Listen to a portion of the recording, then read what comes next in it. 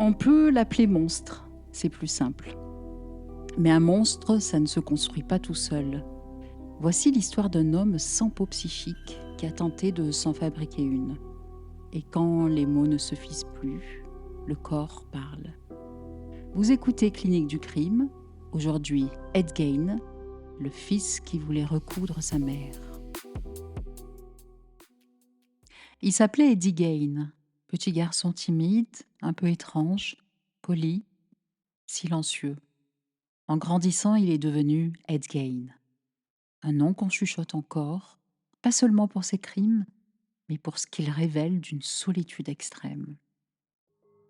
Penfield, une petite ville du Wisconsin perdue entre les champs de maïs et la brume. Là-bas, dans une ferme isolée, Ed vivait avec ses parents. Sa mère Augusta tenait la maison d'une main de fer. Elle portait de longues robes sombres, son regard ne laissait rien passer, sa foi ne laissait aucune place à la faiblesse. Elle méprisait le monde, les femmes qui se maquillaient, les rires trop forts, les plaisirs du corps. Pour elle, le désir était une faute, la chair une menace. Chaque matin, elle lisait la Bible à haute voix, toujours les mêmes passages, la punition, la honte, la chute. Sa voix remplissait la cuisine, elle couvrait tout le reste, même les pensées. Ed l'écoutait sans bouger. Il croyait en elle comme on croit au ciel. Elle disait la vérité. Elle était la vérité. Pendant que son père buvait, la mère et le fils s'enfermaient dans une foi sans ouverture. Un monde clos, sans dehors, où l'amour et la peur se confondaient. Ed n'a jamais appris à dire non. Il n'a jamais appris à désirer. Il n'a connu qu'un seul corps, celui de sa mère. Et ce corps-là, celui qu'il ne pouvait ni toucher ni perdre, hantera toute sa vie. Pour comprendre ce fils, il faut d'abord comprendre la mère. Certaines mères ne se contentent pas d'aimer, elles absorbent. Elles ne se contentent pas d'être présentes, elles engloutissent. Elles décident du vrai et du faux, du bien et du mal, du désir et de sa punition. Ed n'avait pas une mère, il avait un monde. Le regard d'Augustin enveloppait tout, sa parole occupait tout. Il n'y avait plus de place pour penser, plus de place pour sentir. Dans certaines relations fusionnelles pathologiques, la mère vit son enfant comme une extension d'elle-même. Ed n'était pas un sujet, il était une prolongation, une branche greffée sur son tronc.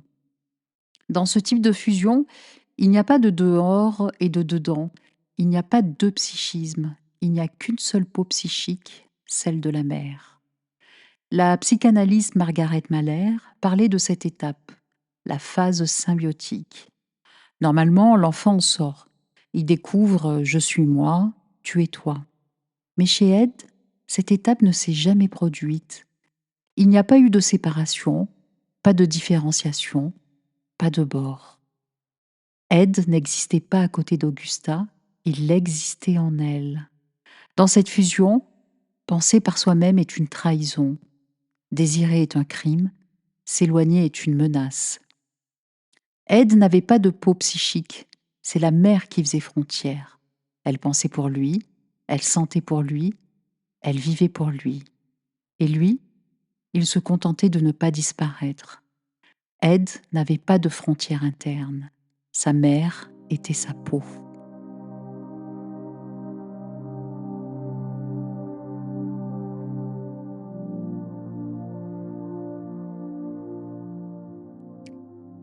Ed n'était pas seul, il avait un frère, Henri. Henri lui avait commencé à respirer ailleurs. Il travaillait dehors, parlait aux gens du village, et, impensable, mais il fréquentait une femme. Une relation, une possible vie, une sortie du système Augusta. Là où Ed restait collé au giron maternel, Henri prenait de la distance. Il osait dire « je ». Ed, lui, ne savait dire « quel ». Deux trajectoires opposées, l'un se séparait, l'autre s'enfonçait dans la dévotion. Henri essayait parfois de réveiller Ed. Tu pourrais vivre ta vie, tu sais. Mais comment vivre quand on n'a jamais eu de peau psychique? Comment se séparer quand l'autre est ta frontière?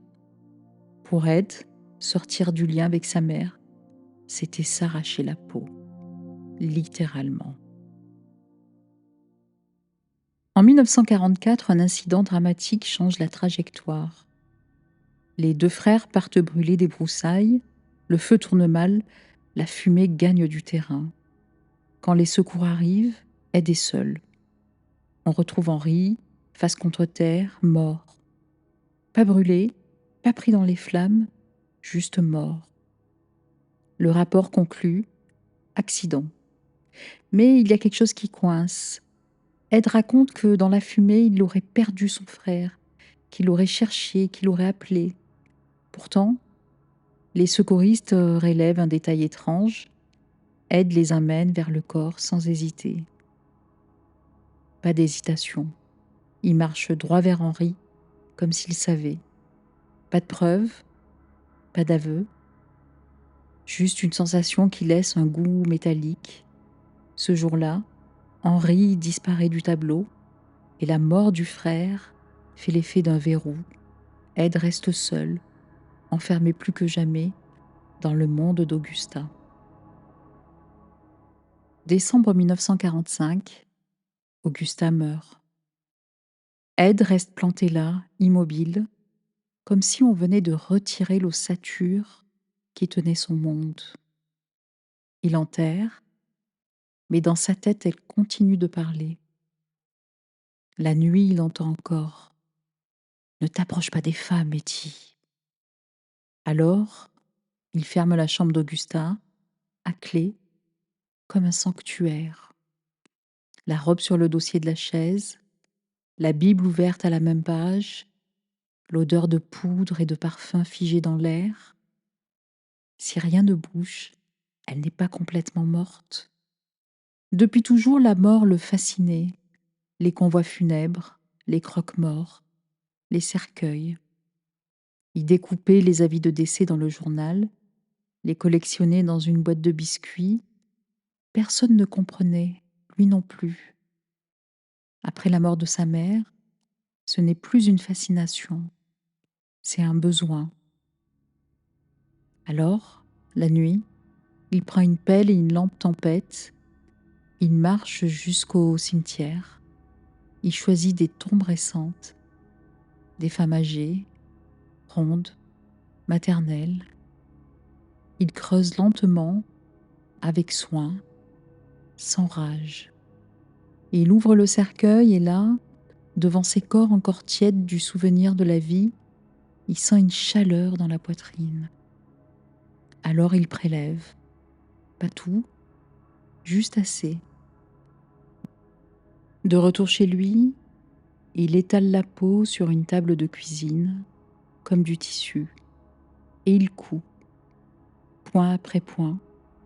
Il découpe en forme des masques, des gants, un corset fait d'un torse humain, et plus tard, un costume entier, un habit de peau.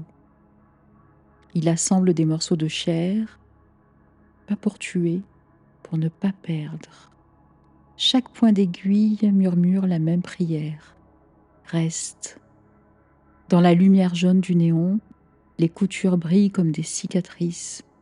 Il enfile parfois la peau, il marche avec, il tente d'habiter un corps qui n'est pas le sien. Ce n'est pas un acte de domination, c'est un retour vers la mer, une tentative de revenir dans la peau d'avant la séparation, avant la perte. La maison se transforme. Ce n'est pas qu'une maison de l'horreur, c'est une maison de morceaux d'amour impossible. Il assemble des morceaux de peau, pas pour tuer, pour ne pas perdre. Il croit qu'en recousant la peau des autres, il pourra retrouver celle de sa mère, et peut-être enfin trouver la sienne.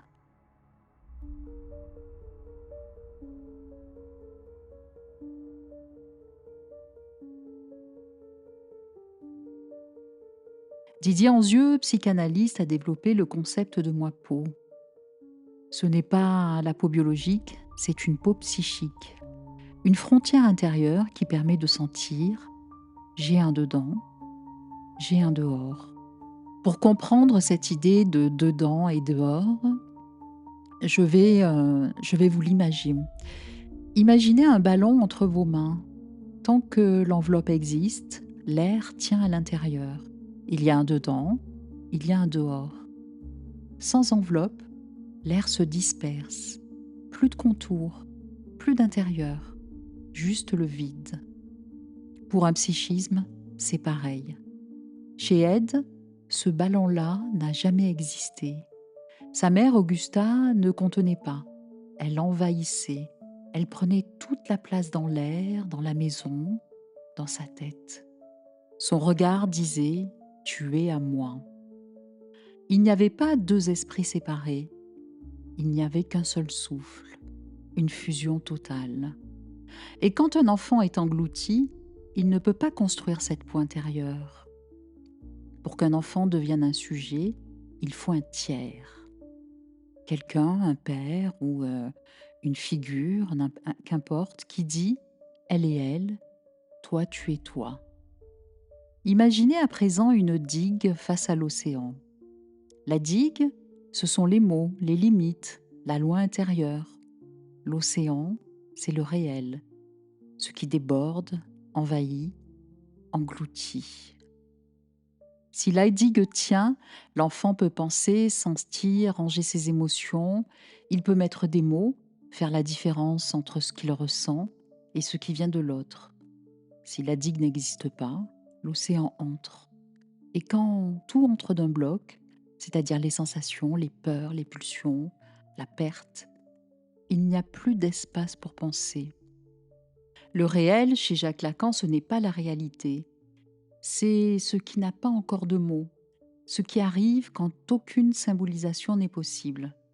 La symbolisation, c'est quand on peut transformer une douleur en quelque chose, un mot, une image intérieure, un souvenir. C'est ce qui permet de dire « ça m'est arrivé » au lieu de « ça m'envahit ». Chez Ed, la digue n'a jamais existé. Le père était là physiquement, mais psychiquement transparent. Il ne nommait rien, il ne séparait rien, il ne disait jamais cette phrase simple, fondatrice « vous êtes deux ». Sans tiers, pas de frontière entre soi et l'autre. Sans frontière, il n'y a pas de dedans. Et sans dedans, rien à symboliser. Alors, l'océan a tout recouvert. Plus de limites, plus de frontières, plus de séparation. C'est ça la psychose. Le réel passe directement à l'intérieur, sans peau psychique, sans filtre. Et lorsque le psychisme ne parvient pas à transformer une douleur en mots, en image interne, alors il cherche un autre chemin. Et ce chemin, c'est le corps. Parce qu'à l'intérieur, il n'y a plus de langage disponible, plus de représentation, plus d'espace pour contenir ce qui déborde.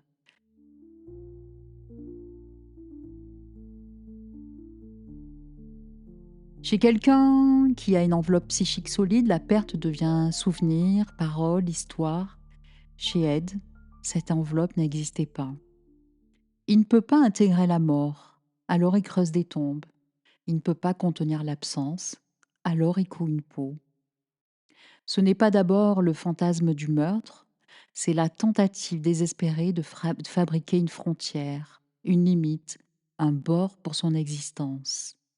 Comme si, en recousant la peau des autres, il pouvait toucher la peau de sa mère, et à défaut, de sentir la sienne, se fabriquer enfin un dedans.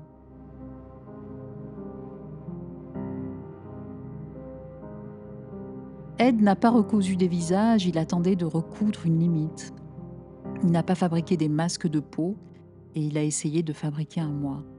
Ce qu'il cherchait, c'était une enveloppe, une peau psychique. Il voulait se rapprocher de la peau de sa mère, celle qui avait été son monde, son seul horizon. Parfois, Ed sortait. Il parlait aux femmes du village. Il y avait Marie-Hogan, la patronne du bar, vive, libre, tout ce que sa mère n'était pas. Il a regardé, et dans sa tête quelque chose se dédoublait. La femme réelle devenait la femme perdue. Désir et terreur superposés. Dans certaines psychoses, le féminin n'est pas un autre, c'est un appel du gouffre. Face à l'autre trop présent, trop vivant, trop intense, il n'a pas de dedans pour accueillir ce qu'il ressent. Et quand il n'y a pas de dedans, alors il attaque le dehors. On ne saura jamais ce qu'il a ressenti, mais on peut lire la logique de sa structure. Il ne saisit pas Marie pour la détruire, il la saisit pour ne pas la perdre. Dans son esprit, la disparition équivaut à la mort.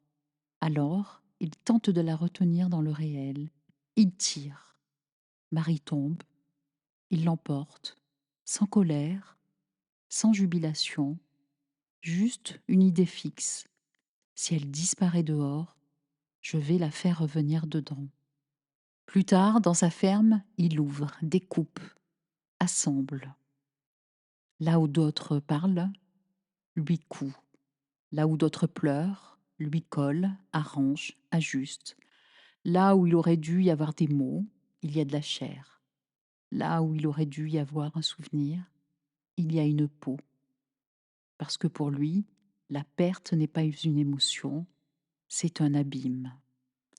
3 ans plus tard, en novembre 1957, une autre femme s'évapore. Bernice Worden, commerçante de Penfield.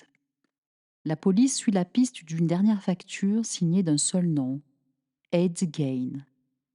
La police roule jusqu'à la ferme, une maison isolée, sans lumière, avalée par la nuit. Un officier avance, il pousse la porte de la grange. Ce qu'il voit d'abord, ce n'est pas un corps, c'est un objet, suspendu, inerte, sans nom. Il s'approche, le réel met quelques secondes à se frayer un chemin dans sa pensée. Ce n'est pas un mannequin, ce n'est pas un animal, c'est Bernice Worden.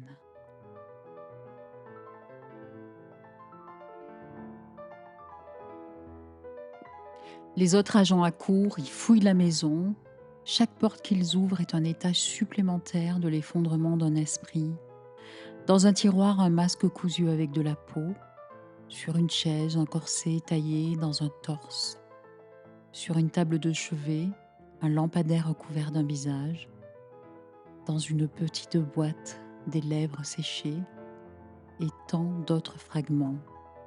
Ils n'ont pas l'impression d'être dans une maison, ils ont l'impression d'être dans quelqu'un morcelé. Un policier dira plus tard, ce n'était pas une scène de crime, c'était un autre monde. Il trouve aussi Marie. Pas de cris, pas de surprise, juste l'impression de pénétrer dans un lieu où la logique humaine n'a plus aucune prise. Ed est arrêté sans résistance. Il ne fuit pas, il ne se débat pas. Les policiers constatent les faits, les psychiatres voient l'effondrement. Très vite, le diagnostic tombe, schizophrénie. Ed ne sera jamais jugé, déclaré pénalement inapte. Il file en psychiatrie.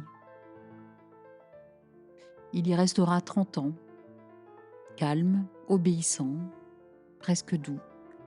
Il jardine, il lit, il écoute la radio. On raconte qu'il collait des morceaux de papier, qu'il dessinait des visages. Plus de masques, plus de peau, plus d'Augusta. Juste les murs blancs, le silence et sa chaise, toujours tournée vers la fenêtre. Ed meurt en 1984, à 77 ans. Il meurt en homme dont la psychose a remplacé les mots par la chair. Un fils qui a passé sa vie entière à essayer de recoudre la peau de sa mère. Parce qu'au fond, il n'a jamais cessé de vouloir retourner à l'endroit où elle l'avait enfermé, à l'intérieur d'elle.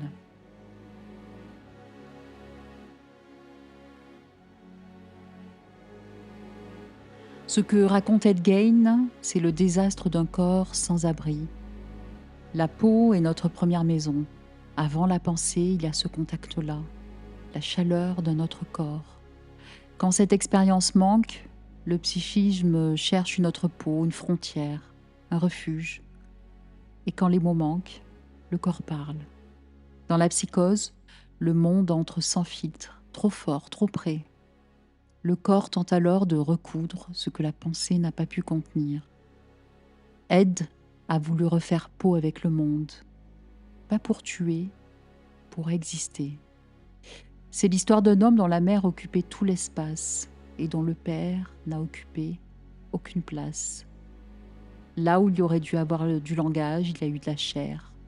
Là où il aurait dû y avoir un souvenir, il y a eu une peau. Ce que nous dit Ed Gein, c'est un psychisme sans bord, sans dedans, sans endroit où déposer ce qu'il ressent. Didier Anzieux a donné un nom à ça, le moi peau, la peau symbolique qui nous permet d'habiter notre corps, de contenir nos émotions et de nous séparer du monde. Chez Ed Gein, cette peau n'a jamais existé, alors il a tenté de la fabriquer avec la peau des autres.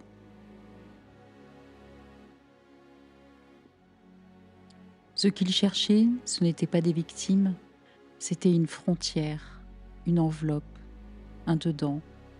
Il voulait exister. Et c'est peut-être ça la véritable tragédie, un homme sans peau qui a tenté de s'en faire une. Et je finirai avec Didier Anzieux. Le moi peau, c'est ce qui nous permet d'habiter notre corps sans être dévoré par le monde.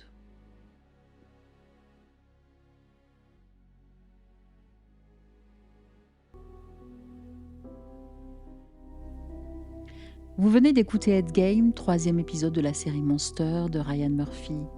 On le connaît à travers les films qu'il a inspirés, Psychose, Massacre à la tronçonneuse, Le silence des agneaux, comme une figure de l'horreur, une icône du macabre. Mais derrière le monstre, il y avait un fils enfermé dans la psychose, dans une solitude sans bord et qui a tenté de se fabriquer une peau intérieure. Et il y avait surtout des femmes oubliées derrière les mythes, dont les visages ont été effacés par la légende. Mary Hogan, Bernice Worden, et toutes celles dont on ne sait presque rien. Elles méritent qu'on les nomme, qu'on se souvienne qu'avant les films, il y avait des vies. Dans le prochain épisode, on quittera la psychose pour un autre gouffre, le vide relationnel. Jeffrey Dahmer. Là, ce n'est plus la fusion, mais l'absence absolue.